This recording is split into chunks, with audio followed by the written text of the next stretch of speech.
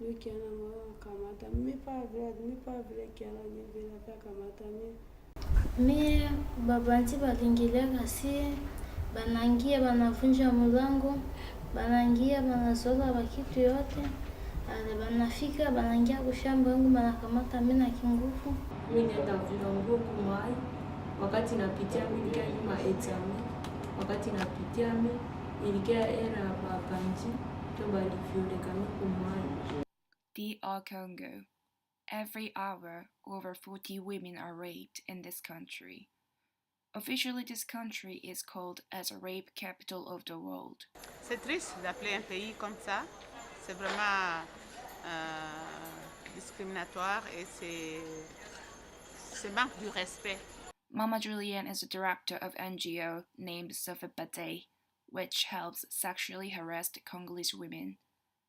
Thanks to her, I could interview Congolese rape survivors and their psychiatrists.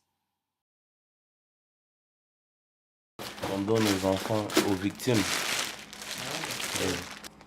Les enfants qu'on les amène, les victimes là, parce qu'il y a aussi des victimes qu'on les amène ici de moins de 5 ans. Je pense que vous allez voir ça chez les psychologues. Les choses importantes, c'est tout d'abord, il faut savoir le problème de la survivante. La survivante vient, quand elle arrive chez vous, vous ne pouvez pas l'aider si vous ne connaissez pas son problème. Et ça, c'est possible si la survivante, c'est un adulte. Et si c'est un enfant, quelquefois, c'est difficile qu'un enfant puisse parler du motif de la consultation.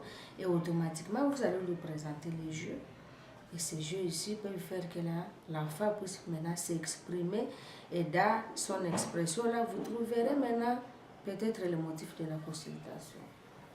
Normalement, ce n'est pas moi qui offre le jeu à l'enfant, surtout. Ou bien même à un adulte. C'est lui-même qui prend le jeu, il commence à m'expliquer. Et vous allez voir qu'un enfant entre dans notre bureau, il voit ce militaire avec cette arme. Et automatiquement, l'enfant a peur, il jette ça, et elle met des mots. C'est moi qui va poser maintenant les questions. Pourquoi tu as peur de cela? Et vous allez voir que l'enfant va vous expliquer que non, moi je n'aime pas les gens qui s'habillent comme ça, parce que ce sont des gens mauvais, ils ont fait ceci, ils ont tué par exemple mes parents, ou bien par exemple la personne qui m'a violée était habillée comme ça. C'est pour cela que moi je n'aime pas des gens pareils. Ou bien l'enfant en voyant l'arme, en voyant même cette arme ici, vous allez voir directement que l'enfant va dénoncer en disant que non, la personne qui m'a violée, cette personne-là avait à main des choses pareilles. Et automatiquement, vous aurez l'idée que l'agresseur, c'était une personne armée.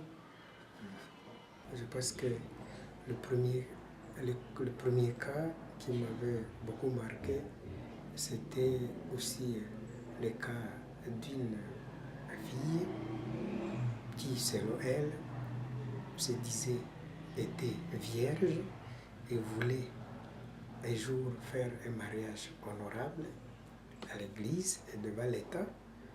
Et avec les milices, elle a été violée par plus de 10 personnes. Alors c'est quand elle a, avec du sang, quand elle était venue là, quand elle racontait avec des blessures au niveau physique, ça faisait, à ce qu'elle racontait, elle pleurait suffisamment. Une survivante qui a été kidnappée avec son bébé et son mari, chez qui on a tué même le mari, et quelques heures après, on amène la chair de son mari et on lui présente et on dit qu'elle puisse manger.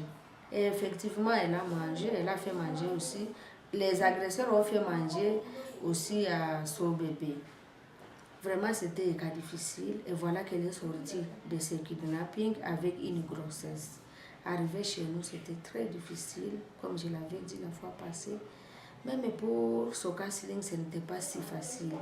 Mais heureusement, malgré le temps écoulé, ce n'était pas si facile, mais malgré le temps écoulé, elle a fini par se ressaisir, elle a fini par reprendre sa vie, et même actuellement, elle fait sa vie très bien.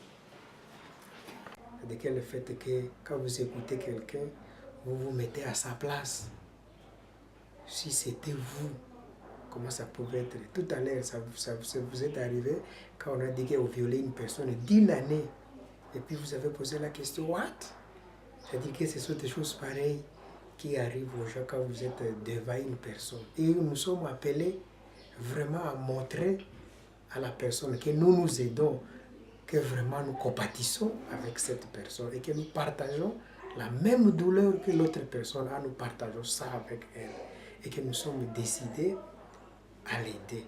Parce que les psys ne donnent pas des solutions magiques et le psychologue ou bien l'assistant psychologue doit travailler ensemble avec la survivante sur son problème et que la survivante doit arriver à ce qu'elle aussi qu'elle puisse faire un effort pour que le stress et en même temps le traumatisme soient réduits et qu'elle reprenne le chemin des activités quotidiennes qu'elle pouvait vraiment réaliser.